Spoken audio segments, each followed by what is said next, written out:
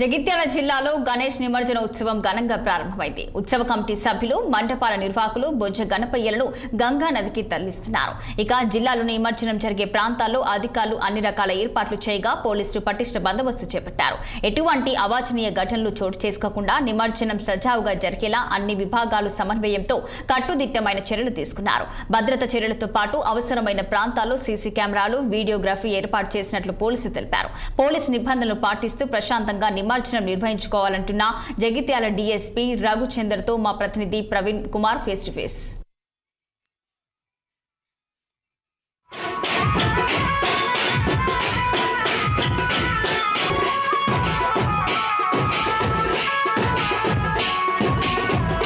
అయితే ఈ రోజు గణేష్ నిమజ్జన శోభాయాత్రలో భాగంగా ఈ రోజు జగిత్యాల జిల్లాలో మాత్రం భారీ ఏర్పాట్లు అయితే చేశారు. అయితే ప్రస్తుతానికి చూసుకున్నట్టయితే జగిత్యాల జిల్లాలో ఈసారి డిఫరెంట్ గణపతులు అయితే పెట్టడం జరిగింది. దాదాపు 45 ఫీట్ల వరకు గణపతులు అయితే పెట్టడం జరిగింది. అయితే ఈ గణపతులు నిమజ్జనం శోభాయాత్ర మాత్రం ఈ రోజు ప్రారంభం కానుంది. ఆ శోభాయాత్రలో భాగంగా పోలీసు వారు మాత్రం పటిష్ట బందోబస్తు నిర్వహిస్తున్నారు. అదేవిధంగా తగు జాగ్రత్తలు మాత్రం ఇక్కడ తీసుకోవాలని చెప్పేసి అయితే చెప్తున్నారు. అయితే మనతో పాటు జగిత్యాల డిఎస్పీ రఘుచందర్ గారు ఉన్నారు.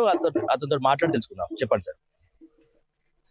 ఈ సంవత్సరం 2025 మన జగిత్యాల పట్టణంలో గణేష్ నిమజ్జనం ఏర్పాట్లు పూర్తిగా పకడ్బందీగా ఏర్పాటు చేయడం జరిగింది.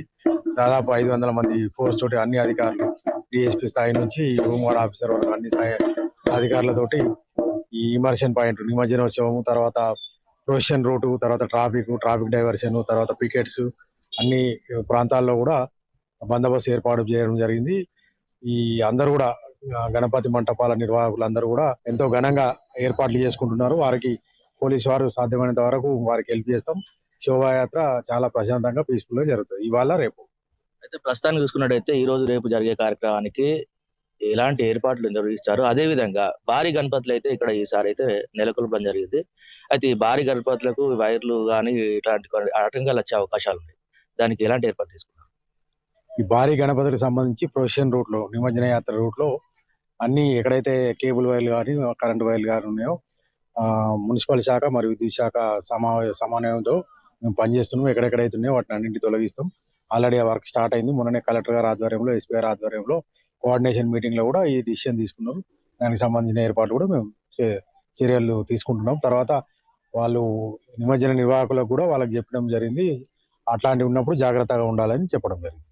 గణేష్ నిమజ్జన శోభాయాత్రను చూడడానికి అయితే అధిక సంఖ్యలో భక్తులు, మహిళలు వస్తున్నారు.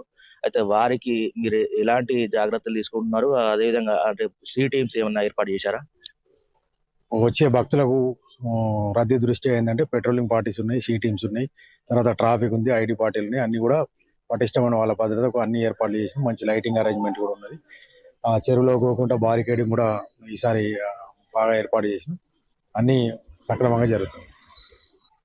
అయితే ప్రస్తుతానికి మనం చూసుకున్నట్టయితే జగిత్యాల జిల్లాకు సంబంధించి మాత్రము వందల సంఖ్యలో గణపతులు అయితే ర్యాలీలు రావడానికి అవకాశం ఉన్నది. అయితే ఇక్కడ ఏదైతే కేబుల్ వైర్లు కానీ కరెంట్ వైర్లు కానీ తొలగించాము. అదేవిధంగా ఈ గణేష్ నిమజ్జన శోభయాత్రకు సంబంధించి 5 శాఖలతోటి సమన్వయం చేస్తూ మున్సిపల్, రెవెన్యూ, పోలీస్ శాఖతో పాటు వైద్య శాఖ ఇలాంటి ఇతర శాఖలు సమన్వయం పరుస్తూ గణపతి నిమజ్జన శోభయాత్ర అయితే ఘనంగా నిర్వహిస్తామని చెప్పేసి పటిష్ట బందోబస్తు ఉంటుంది. అదేవిధంగా మహిళలకు కానీ, చిన్నపిల్లలకు కానీ, షీ టీమ్స్ కానీ, రెస్క్యూ టీమ్స్ కానీ ఇలాంటి బందోబస్తు తోటి ఏర్పాట్లు చేశామని చెప్పేసి అయితే తెలియజేస్తున్నారు. కెమెరామెన్ సంతోష్తో ప్రవీణ్ కుమార్, జగిత్యాల జిల్లా 6 టీవీ.